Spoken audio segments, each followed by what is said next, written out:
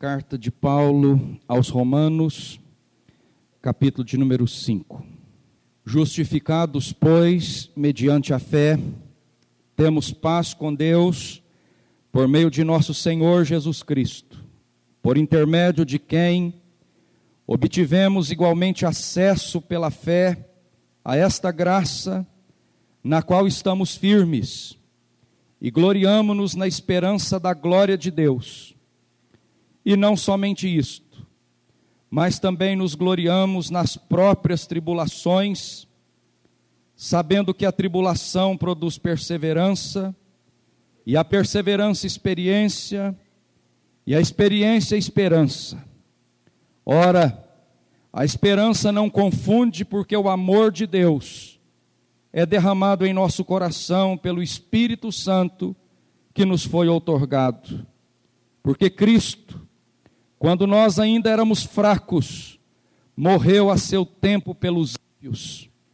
Dificilmente alguém morreria por um justo, pois poderá ser que pelo bom alguém se anime a morrer. Mas Deus prova o seu próprio amor para conosco, pelo fato de ter Cristo morrido por nós, sendo nós ainda pecadores. Logo, muito mais agora, sendo justificados pelo seu sangue, seremos por ele salvos da ira. Porque se nós, quando inimigos, fomos reconciliados com Deus mediante a morte do seu Filho, muito mais, estando já reconciliados, seremos salvos pela sua vida. E não apenas isto, mas também nos gloriamos em Deus, por nosso Senhor Jesus Cristo, por intermédio de quem recebemos agora a reconciliação. Foi esse um dos textos inspirados que fez arder o coração de Martinho Lutero em prol da Reforma Protestante de 1517. A Reforma Protestante, que tem como data básica de sua origem o dia 31 de outubro de 1517, dia em que Lutero afixou as suas 95 teses contra as indulgências na porta da capela de Wittenberg. Martinho Lutero era um monge agostiniano e pretendia reformar a igreja a qual ele pertencia. Mas ele foi excomungado da sua igreja pelo Papa Leão X. Viu-se então obrigado a romper com a sua igreja, dando assim origem ao movimento religioso conhecido como luteranismo. Movimentos religiosos independentes surgiram em outras regiões. Na Suíça, levantou-se Zwinglio, sucedido depois por João Calvino. As igrejas que adotaram as doutrinas e o sistema calvinistas denominam-se igrejas reformadas ou presbiterianas. Da Suíça, o presbiterianismo se espalhou para os Países Baixos, França, Escócia e Inglaterra, e a seguir atingiu todos os continentes. Não temos dúvidas que a Reforma Protestante foi um movimento religioso dirigido por Deus por causa da degeneração da igreja primitiva.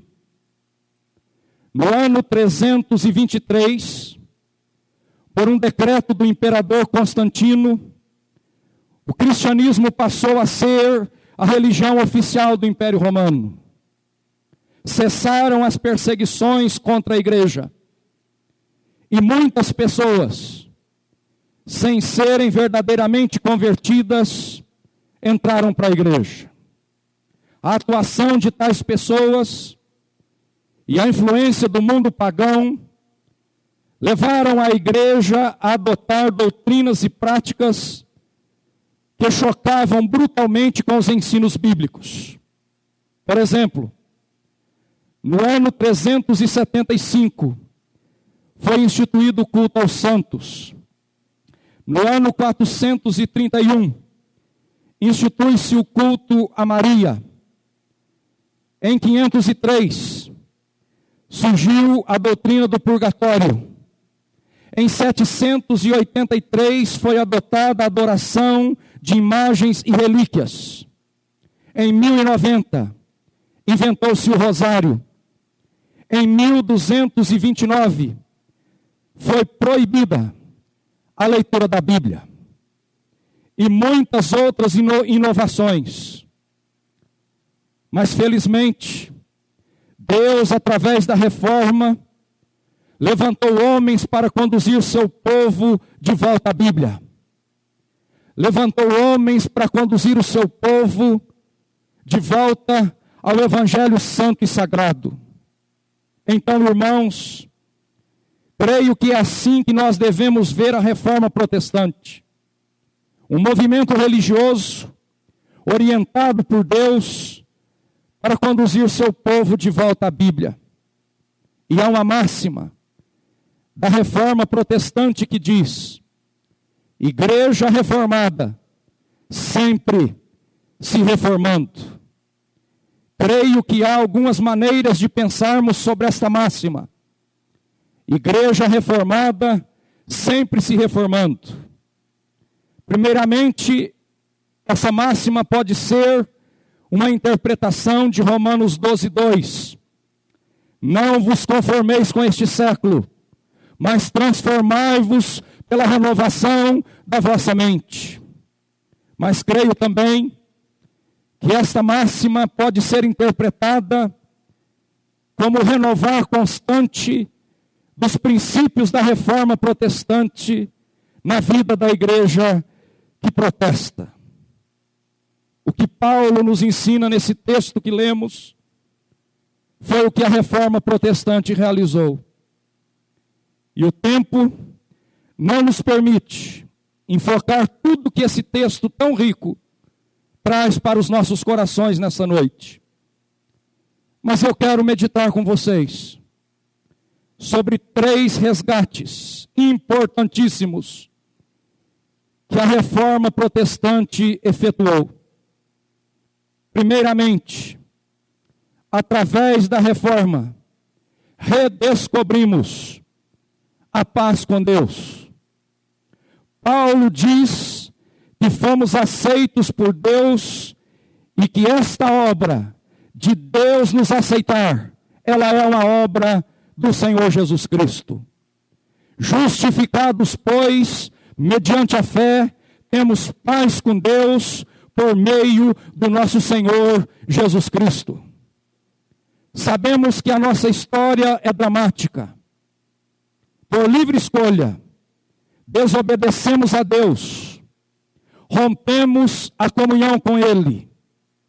O Dr. Rhodes, pastor, psicólogo, teólogo presbiteriano, diz em um dos seus livros que o ser humano é marcado por uma ansiedade embutida em sua natureza. E diz ele, isto é um triste fato, pois o ser humano, criado à imagem do seu Criador, feito para ser companheiro de Deus, para passear com Ele no jardim de seu universo, para cuidar deste jardim e crescer à estatura da verdadeira humanidade do próprio Filho de Deus.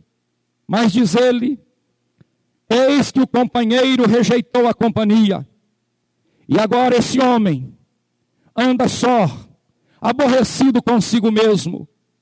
O caminhante interrompeu seu passeio, e agora ele foge e esconde nos antros e cavernas da sua própria existência. Culpa de ter rejeitado a companhia divina e por ter desistido de passear com o Pai, segurando-lhe confiantemente na sua mão pelo caminho. Mas, irmãos, a despeito dessa separação entre nós e o nosso Criador, a despeito desse abismo criado pela nossa desobediência, a despeito da nossa impotência para chegarmos até o coração de Deus, o apóstolo Paulo brada nesse texto a som alto, e nós precisamos ouvir, e não podemos esquecer: temos paz com Deus por meio do nosso Senhor e Salvador Jesus Cristo. Paz, sim, uma paz que nos toca o âmago do próprio ser e que dá sentido à nossa existência e à nossa fé. Em meio a uma época de densas trevas, onde essa paz era vendida pelo clero, enchendo bolsos e escravizando consciências, homens movidos pelo Espírito Santo de Deus redescobriram que essa paz era questão de aceitar o sacrifício vicário do nosso Senhor e Salvador Jesus Cristo. Temos paz com Deus, brada o apóstolo Paulo no texto lido. Ah, como eu acho esse brado especial. Ele não diz: talvez venhamos ter paz com Deus. Ele não diz: dependendo, nós tenhamos paz com Deus. Ele não diz: quem sabe nós tenhamos paz com Deus. Não, ele diz: nós temos paz com Deus. Aleluia! E esta é a primeira redescoberta que a reforma protestante trouxe a nós e que eu vejo presente nesse texto. Mas há uma segunda redescoberta que eu vejo presente nesse texto, redescoberta da reforma protestante: o não medo da condenação. O não medo da condenação. Versículos 8 e 9 do nosso texto diz: mas Deus prova o seu próprio amor para conosco pelo fato de ter Cristo morrido por nós, sendo nós ainda pecadores. Logo, muito mais agora, sendo justificado pelo seu sangue, seremos por ele salvos da ira. Sim, irmãos, aceitando o sacrifício de Cristo na cruz, sobre nós não recai mais nenhuma condenação. E a reforma resgata para nós esta segurança. Se por um lado o pecado é hediondo, é perverso e nos afasta do coração de Deus, nós precisamos entender que a graça é vitoriosa e nos aproxima do coração do Pai. Se a culpa é terrível e mutilante, nós precisamos entender que o perdão de Deus é invencível. Pairava, no período antes da reforma, o terrível mistério de não se sentir aceito por Deus, de ter medo de ser rejeitado por Deus. E isso levava o pecador a querer pagar pelos seus pecados, para poder ter a garantia que não seria condenado. Mas a reforma protestante redescobre nesse texto que nós, que aceitamos o sacrifício de Cristo, estamos livres do castigo. Deus nos fez amigos seus através da morte do seu Filho. É interessante que ainda hoje, muitas pessoas nas igrejas chamadas evangélicas carregam esse espírito medieval, amedrontadas com a condenação. Essas pessoas às vezes sentem necessidade de serem ameaçadas, advertidas, repreendidas, até disciplinadas, para poderem ter alguma espiritualidade. Gostam de ouvir pregações que os acusem e os ataquem. Irmãos, essas pessoas precisam urgentemente da mensagem bíblica da reforma protestante. Essas pessoas precisam redescobrirem que já não existe nenhuma condenação para aqueles que estão em Cristo Jesus.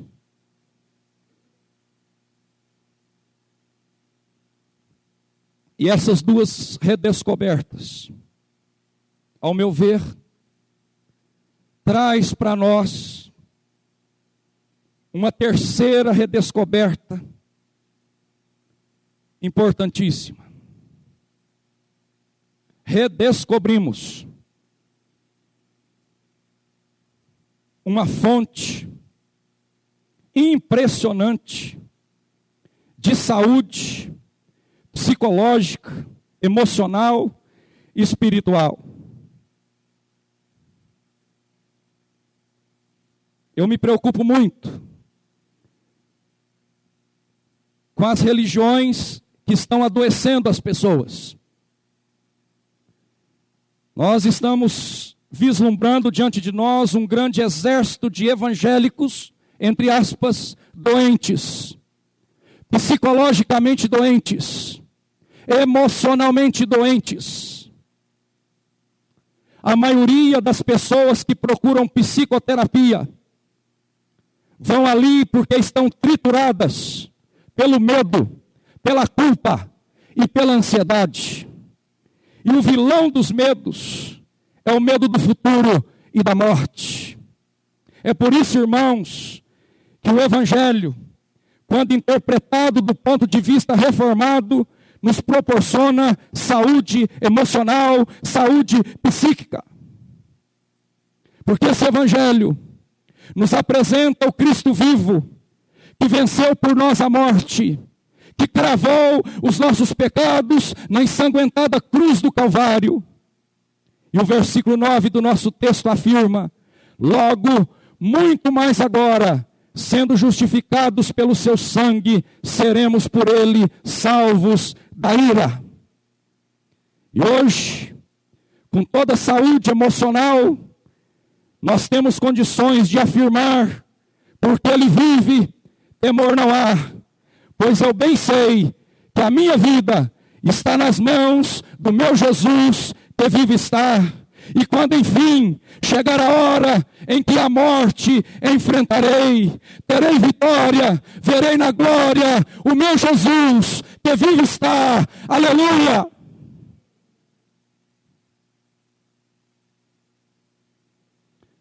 Concluindo, irmãos, o que nos parece fundamental, bíblico, terapêutico, está aí expressado em Romanos 5. Aprendemos que fomos aceitos, aprovados por Deus através de Jesus. Não por nosso comportamento certinho, nem por termos feito tudo direitinho, mas por causa de Jesus Cristo. Temos assim paz com Deus. O medo se foi, veio a alegria, a amizade com Deus, que nos fez amigos seus por meio de Jesus. Não há mais condenação. Isso nos traz saúde psíquica. Que Deus nos ajude. Sempre nós redescobrirmos o espírito da reforma protestante à luz da Bíblia. E eu creio que a palavra final dessa mensagem não pode ser outra, senão conclamar os pastores, os presbíteros, ao nosso presbitério, a toda a igreja, a continuarmos sendo uma igreja reformada, sempre se reformando, sabendo que nós temos paz com Deus, sabendo que não há nenhuma condenação para aqueles que estão em Cristo Jesus. Vivamos seguros, vivamos emocionalmente sadios, vivamos com alegria proclamando e exaltando o nome do nosso Senhor. Vivamos, igreja, para a honra e a glória do nosso Senhor. Porque se nós, quando inimigos, fomos reconciliados com Deus mediante a morte do seu Filho, muito mais, estando já reconciliados, seremos salvos pela sua vida. E não apenas isto, mas também nos gloriamos em Deus por nosso Senhor Jesus Cristo, por intermédio de quem recebemos agora a reconciliação. Amém e amém.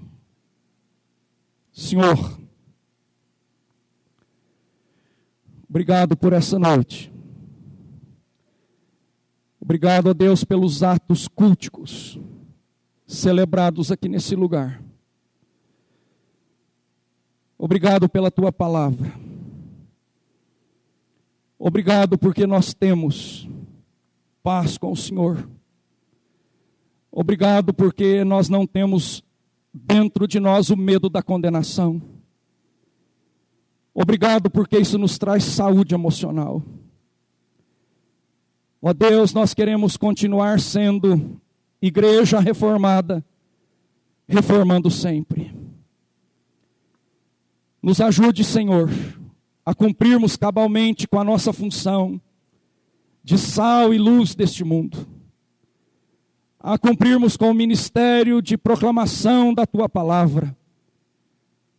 Ajude-nos, ó Deus, a santificarmos as nossas vidas, a nos prepararmos como igreja do Senhor, para aquele dia glorioso da Tua volta. Fica conosco, nos conceda uma noite de paz, uma semana abençoada e segura nas Tuas mãos. Em nome do Senhor Jesus. Amém e amém, Senhor.